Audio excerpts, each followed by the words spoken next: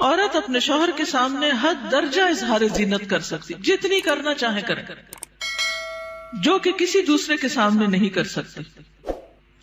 یا اپنے باپوں کے لیے.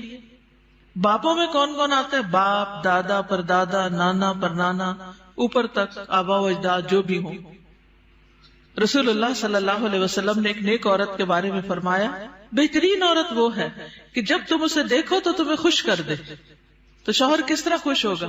جب آپ اچھے کپڑے پہنیں گے، اچھا لباس کے ساتھ اچھا زیب و زینت، زیور، میک اپ وغیرہ میں ہوں گے.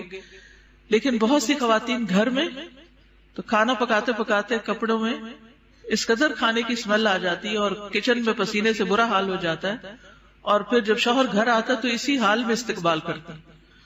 اور پھر جب شوہر کو کھانا وغیرہ دے کے فارغ ہو کے جب اپنی سہیلی یا بازار جانا ہوتا ہے تو نہا دھو کے میک اپ وغیرہ کر کے نکل جاتی ہے، کیونکہ اب شوہر آ گیا گھر میں، وہ بچے سنبھالے گا، ہم ذرا آؤٹنگ پہ جائیں. تو یہ بالکل الٹ ہے اس حکم کے جو ہمیں دیا گیا. فرمایا بہترین عورت وہ ہے کہ جب تم اسے دیکھو تو تمہیں خوش کر دے، جب تم اسے کوئی حکم دو تو تمہاری اطاعت کرے، اور تمہاری غیر موجودگی میں اپنے نفس اور تمہارے مال کی حفاظت کرے. یا اپنے شوہروں کے باپ کے لیے. شوہر کا باپ جیسے سسر، شوہر کا نانا، شوہر کا دادا، شوہر کا پرنانا، شوہر کا پردادا، اوپر تک آبا و اجداد. یا اپنے بیٹوں کے لیے. بیٹوں میں بیٹے، پوتے، پڑپوتے، نواسے، پڑنواسے، نیچے تک سب آ جاتے ہیں. یا اپنے شوہروں کے بیٹوں کے لیے. شوہر کے پوتے، شوہر کے نواسے، نیچے تک، یعنی ستیلے بیٹے بھی. اس میں شوہر کے بیٹے اور ان کے آگے بچوں کے بچے بھی سب آ جاتے ہیں. یا اپنے بھائیوں کے لیے. سگے بھائی، ستیلے بھائی، رضائی بھائی، تینوں اس میں شامل ہیں. یا اپنے بھائیوں کے بیٹوں کے لیے. سگے بھائیوں کی اولاد، ستیلے بھائیوں کی اولاد، رضائی بھائیوں کی اولاد، یعنی بھتیجے، بھتیجوں کے بیٹے، پوتے وغیرہ. یا اپنی بہنوں کے بیٹوں کے لیے. سگی بہنوں کی اولاد، ستیلی بہنوں کی اولاد، رضائی بہنوں کی اولاد، یعنی بھانجے، بھانجوں کے بیٹے، پوتے وغیرہ. یا اپنی عورتوں کے لیے. قابل اعتماد اور باکردار عورتیں. نبی کریم صلی اللہ علیہ وسلم نے فرمایا، لا تباشر المرأة المرأة، پہلی طاقت پیش ہے، ٹھیک کر لیجئے. لا تباشر المرأة المرأة فتنعتها لزوجها كأنه ينظر إليها. کوئی عورت کسی عورت کے جسم کے ساتھ جسم نہ لگائے. بعض اوقات لوگ حق کر رہی ہوتی ہیں لڑکیاں ایک دوسرے کو تو اتنا زیادہ چپک جاتی ہیں ایک دوسرے سے، یہ بھی درست نہیں. اور پھر اس طرح بھی کہ وہ اپنے شوہر سے اس کا حلیہ بیان کرے، یعنی جس طرح وہ فیل کرے اس عورت کو، پھر گھر جا کے اپنے میاں کو اس کی ساری تعریف کر کے بتائے کہ گویا وہ اسے دیکھ رہا ہے. یا تمہارے دائیں ہاتھ جن کے مالک ہوئے.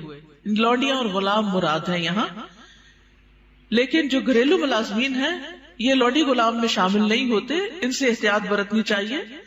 گھریلو مرد ملازمین کے ساتھ گفتگو میں محتاط رویہ اختیار کریں، جیسے ڈرائیور ہو، چوکیدار ہو، ان کے ساتھ بہت ہنس ہنس کے بات کرنے کی ضرورت نہیں. مذکورہ والا تمام رشتوں کے سامنے زینت کا اظہار کرتے ہوئے ان کے مقام اور احترام کو پیش رکھیں. جوان بچوں کے سامنے سینہ اور گریبان کھولنے میں احتیاط برتیں، یعنی ان میں سے جو بھائی جوان ہیں یا بیٹے جوان ہیں یا پوتے وغیرہ، تو ان کے سامنے اپنے سینے کو بہت نمایاں نہ کریں، اور اسی طرح اپنے سطر کو چھپا کر رکھیں. سیدنا انس بیان کرتے ہیں کہ نبی کریم صلی اللہ علیہ وسلم فاطمہ رضی اللہ تعالی عنہا کے لیے ایک غلام لائے جو آپ نے ان کو ہبہ کر دیا. انس رضی اللہ عنہ نے کہا کہ فاطمہ پر اس وقت ایسا کپڑا تھا جب وہ اسے اپنے سر پر اوڑھتی تو ان کے پاؤں تک نہ پہنچتا، جب وہ اسے اپنے پاؤں چھپاتی تو سر پر نہ رہتا. یاد رکھیے وہ پاؤں بھی چھپا رہی تھی. جبکہ نبی کریم صلی اللہ علیہ وسلم نے ان کی یہ الجھن دیکھی تو فرمایا، بے شک تمہارے لیے کوئی حرج نہیں، تمہارے سامنے صرف تمہارے والد اور تمہارا غلام ہے. اس غلام کا نام عبداللہ بن مسعدہ تھا. یہ فزاری تھے، سخت سیاہ فام. سیدہ فاطمہ نے انہیں پرورش کر کے آزاد کر دیا تھا رضی اللہ تعالی عنہا. اب التابعین غیر اولی الاربۃ من الرجال، یا پیروی کرنے والے غیر حاجت مند مرد، یعنی یہ کون سے مرد ہیں جن سے پردے میں نرمی اختیار کی جا سکتی ہے؟ نکاح کی حاجت نہ رکھنے والا. بعض ہوتے ہیں نا بچپن سے خاندانوں کے ساتھ لگ جاتے ہیں اور وہ پوری زندگی ایک بچوں کی طرح ہی ساتھ ہوتے ہیں، اور پھر بڑھاپے کی عمر میں ان کا کوئی اور ٹھکانہ نہیں ہوتا، تو وہ یعنی کہ گھروں میں اگر ہوتے ہیں ان کو گھر کی جو لڑکیاں ہیں وہ اپنی بیٹیوں کی طرح ہی ہوتی ہیں، اور ویسے بھی انہیں شادی کا کوئی شوق نہیں ہوتا. عورتوں سے رغبت نہ رکھنے والا، بدھو قسم کا، بے وقوف بدھو جس میں شہوت نہ ہو، بالکل بوڑھا۔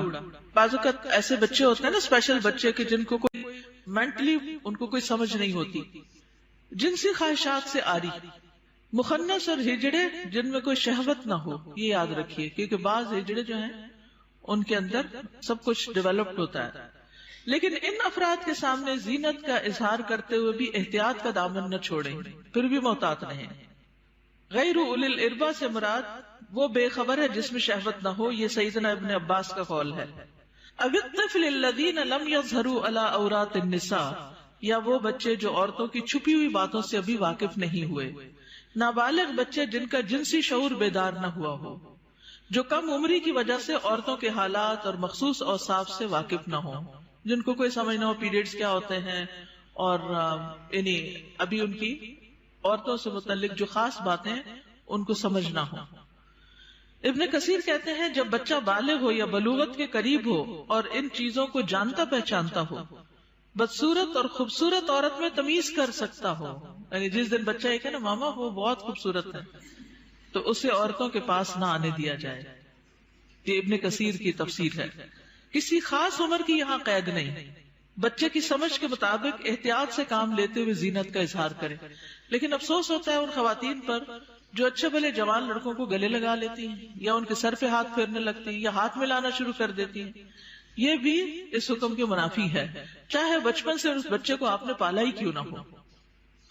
وَلَا يَضْرِبْنَ بِأَرْجُلِهِنَّ لِيُعْلَمَ مَا يُخْفِينَ مِنْ زِينَتِهِنَّ، اور وہ اپنے پاؤں مارتی ہوئی نہ چلیں کہ جو وہ اپنی زینت میں سے چھپاتی ہیں اس کو جان لیا جائے، یعنی مردوں کو متوجہ کرنے والی چال نہ چلے، یعنی چلتے ہوئے بھی ایک وقار کا خیال رکھیں، جھنکار والی پازیب نہ پہنے، یعنی پاؤں کا زیور ایسا کہ جو چھن چھن کرے اور بازار میں دوسروں کو متوجہ کرے وہ نہیں پہنے، باہر گھر میں پہن سکتے۔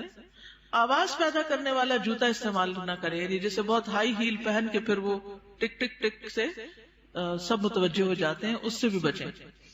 تیز خوشبو استعمال نہ کریں۔ ابن کثیر کہتے ہیں اس ممانعت میں ہر وہ چھپی ہوئی زینت داخل ہے جو حرکت کرنے سے ظاہر ہو جائے۔ اسی ضمن میں عورت کو خوشبو لگا کر باہر نکلنے سے بھی منع کیا گیا ہے کہ لوگ اس کی خوشبو محسوس کریں۔ زمانہ جاہلیت میں رواج تھا کہ عورت جب راستے میں چلتی اور اس نے پاؤں میں پازیب پہنی ہوتی جس کی آواز سنائی نہ دیتی تو وہ اپنے پاؤں زمین پر اس طرح مارتی جس سے مردوں کو پازیب کی جھنکار سنائی دیتی، تو اللہ تعالیٰ نے مومن عورتوں کو ایسا کرنے سے منع کر دیا۔